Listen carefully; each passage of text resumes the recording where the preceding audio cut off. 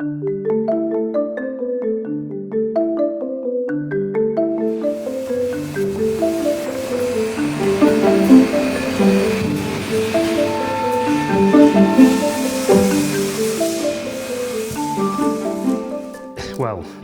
my name's Owen Hardesty. I live in Barnoldswick.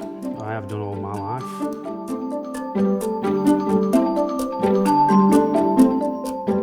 Started working at Hope early 1990. I was actually a centre lathe turner. Back then there were with no CNCs or anything.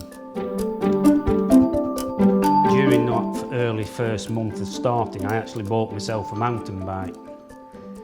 I already rode motorcycles in trials and I just felt the brakes were totally inadequate compared to what they could be. So I basically, in my spare time, I just designed a mechanical disc brake, which actually this is the very one that I did. The hubs came from the fact that we was making a disc brake. It made sense to have our own hub to mount our own disc, so that's where basically the whole hub started.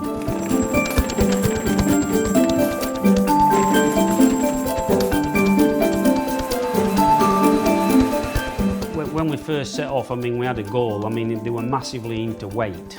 Things had to weigh as little as possible and what have you, but my philosophy has always been to build something that lasts with a minimum amount of weight that you need to put into it to make it reliable. Even in downhilling, the weight thing started to become like an issue, so we had to start looking at making lighter weight, downhill compatible hubs, and this is where it kind of pushed us into looking at like the tie glide as such and bringing out something that was more compatible with sort of more or less across the board. So this is where really the Pro 2 starts to come in.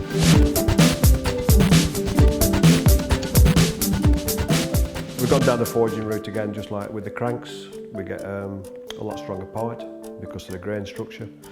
And also the forging itself is actually quite close to the finished part.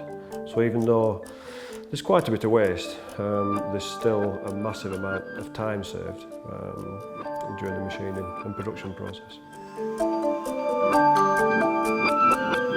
We'll come in the morning and we'll fill up the table on the robot, fill up the gantries, and then we'll run one off, make sure it's all correct, all the lengths are fine, and then we'll then set the machine going in fully automatic and it'll run all day. We'll keep checking them throughout.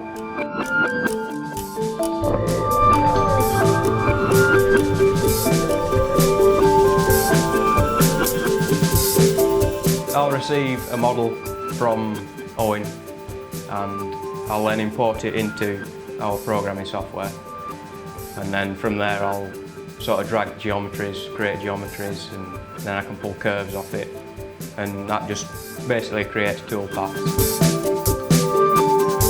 From this programming software I can determine which tools I'll need, so I'll then put them into the machine, set all the tools as I would with any other job, and then just go through basically proving out each individual operation. Yeah, so even though the machines that we're using aren't actually new, we've had to adapt them because the forging's changed ever so slightly in diameter. So the actual pick-off points on the machine which handle the forgings and put them into the machining position, we've had to adapt those. And again, because we do everything in-house, we've managed to make those parts in the tool room at Hope Technology.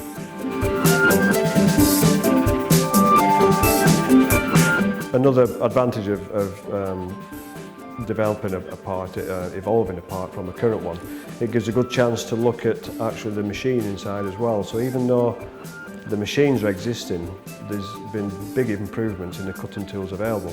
So that's given us time now, because of new programs, to research different cutters and different applications, and we can introduce those at the same time as we bring out the Pro 4. So hopefully that will give you a better surface finish and a better overall product at the end of it.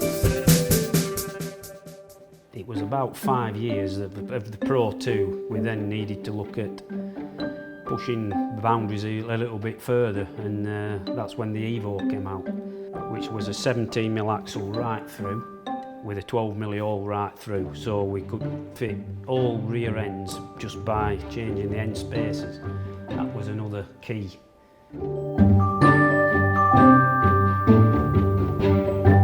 Some of the parts on the Pro 4 are already existing. One major change obviously is the cassette of the barrel itself, the bigger ratchet. The material's the same, but again I've looked into that this time.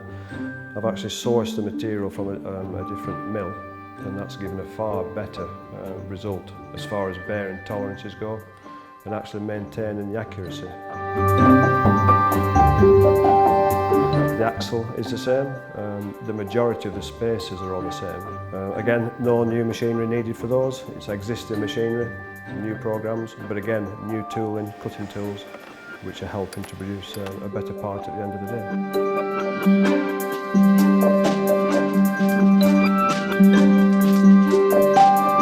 You can make a quiet hub, reduce the tension on the springs, and you end up with a quiet hub, but our trademark is noisy hubs, isn't it?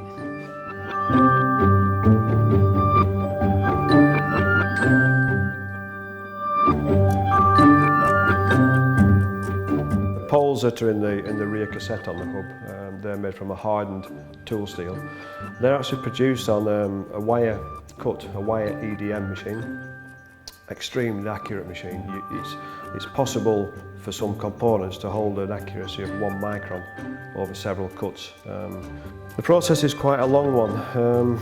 We do a stack of 3 plates over a night shift, a 12-hour night shift, and it actually takes 12 hours to produce all the poles.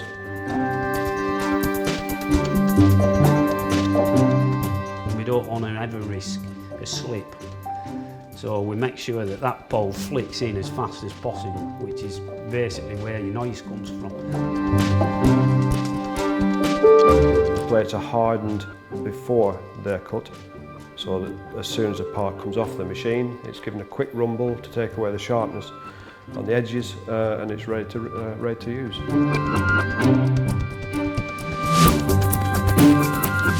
The bearing diameters are held to 5 microns. Repeatability. Every single bearing diameter is checked on each and every hub we do, so you can imagine that's 60, 70, 80,000 parts a year.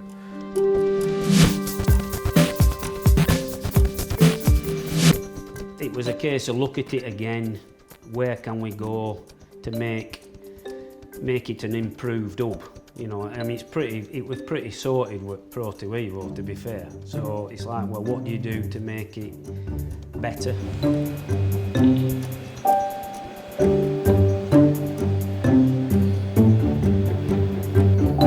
We have a CMM machine in the inspection room. So there's the first batch in the morning, they are randomly selected and inspected. Again in the afternoon and at various points throughout the day, but also the guys on the machines, they're responsible for their own inspection. And it is emphasised to each and every person that it's critical that everything is checked to maintain the quality that Hope is recognised for.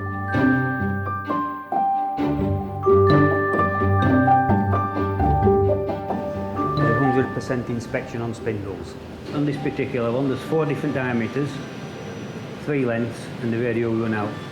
There's 2 programs. One of them checks every single thing on there, but because every spindle goes through this machine, we just run a quicker program which measures the more important one.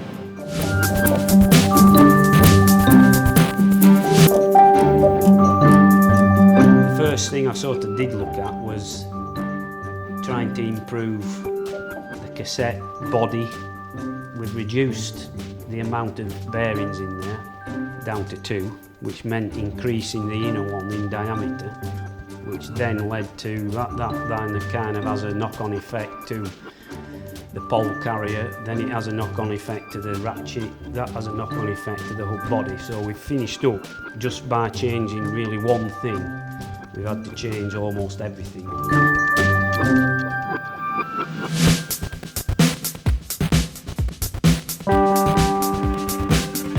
My name's Mark. I'm head of the anodising department. I've worked here for 14 years. I'm in my 15th year and thoroughly enjoy it. Once we receive the goods from polishing and washing department, we jig up accordingly on the appropriate jigs, aluminium jigs, titanium jigs, etc. Then we start the actual process of anodising.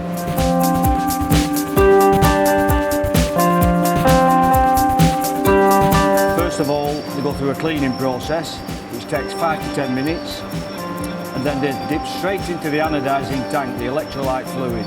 Put a positive current through them, electric current, which can last for approximately between 12 minutes to 40 minutes, sometimes 60 minutes, depending on the material. What happens there is the current attracts the acid right onto the component and builds up a porous film around it. So once we rinse off the acid, when it's finished anodising, you have this porous film which absorbs the dye. As long as you manage the tanks and keep them nice and clean, they'll always come out looking quite good.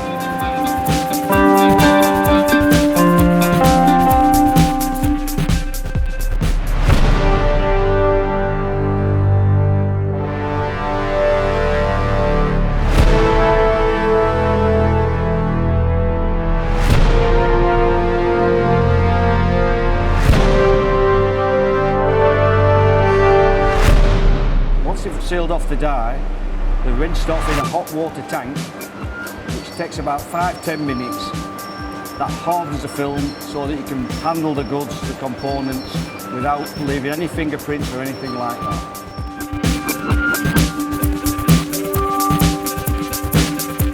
There's so much development goes into the actual design of a new component, or even the development of an existing component. There's so much effort goes into producing a really nice finish to the etching.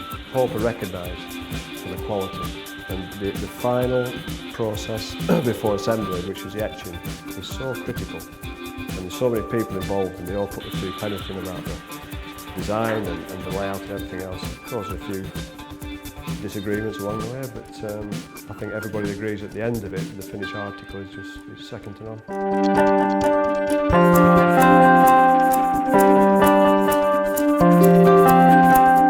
To put the bigger bearing in, we've had to grow. The pole carrier has had to get bigger, which means the ratchets had to get bigger. It's actually 3mm bigger, which means the hub bodies had to get bigger. We've had to increase the diameters of the spoke flanges. Like we said before, one thing leads to another. It's just evolved into something that's hopefully now that the Pro 4 will be pretty much a really versatile, you know, fits anything and ultra reliable hub.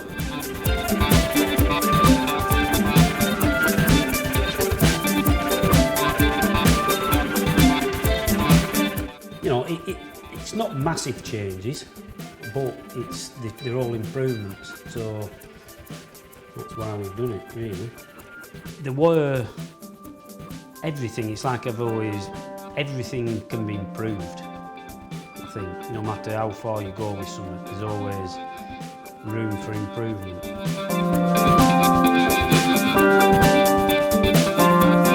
So we want somebody to buy one of our hubs, and I want it to last them 5 years.